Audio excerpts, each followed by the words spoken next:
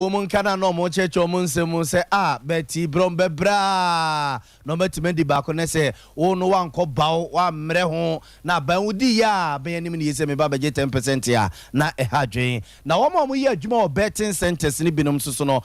say, Enra no cranoa, Sanchi, we a chassiano, just will be anyone more see or why are no boss, ya, or Madiana Chassio, and you make mobile say, Ujano Sana just say, won't you bet in a cranoa pen baby, a friend, Yama Majumano, Enra. Chassis no crano, a Jumano echo form. So bad for a Jumano. A mark is your mark customers and we lose interest. And never better Nipa do be a grand shadam bano. You could be on with the Nasta to be a bano bizarre. That's Nasta and Oka Ania. No judge now, and Tisana ever can send your tennis and Bernice in our head. You go Juman and Casa. It's me only media Catars and dear. Kahun shede un yasi for because to ne na se foni na e wo hono ma na yetua and then I always say yetua say ka lorry friend those things na yetua na kasa ne no once a long distance na bi ma wake up no mo dia to na o mo da to friend so ma yetimatua wo be yi no afiri hono so the dey so yes ye be nya kaka ka youth adwuma bia ni hono de be nya so ye botum be de kaka ne so taxi nya ba so me de be nya ka hun nya se ka taxi na wo say ba so I was out for 2 way. I am ranted to be on my Jumo betting centers in a bin enormous church or Munson with the chase. Say, we no crowd here. Naka win here, Bia. A bam montras in your mojuman and run no cranoa. Sadia winner a chassiano. And Rassi was in a honomono. Bia is what we Betty. We ban no busa number 6 and assembly and senators. Walk, I didn't create Guno. In the say, woman, you know, no more babet Netrefia, Nebuzia, and Wetchley, and now some performance center for you and sending you Mumpany, Ghana Revenue Authority in Penny Kubusa, woman say. Anyenbiano sadia we no just ayo bia trimo prekesene empo kwanya ombefa so a omo ebete sa wo moto no mo ka ho asem no and am so mama me Florence Asantia wona kasa e de Ghana Revenue Authority omahene ne de nkomo ebusa ne se won ba ni se ne wo che se oh omai we de eketua bi ene se wo de 1 million kotwa bet no na di 10 million 1 million na wo di kotwa ye ne de eda nchen enya de ombete kapre de afiri ho na mum 9 million na aba beto so no eno ombesese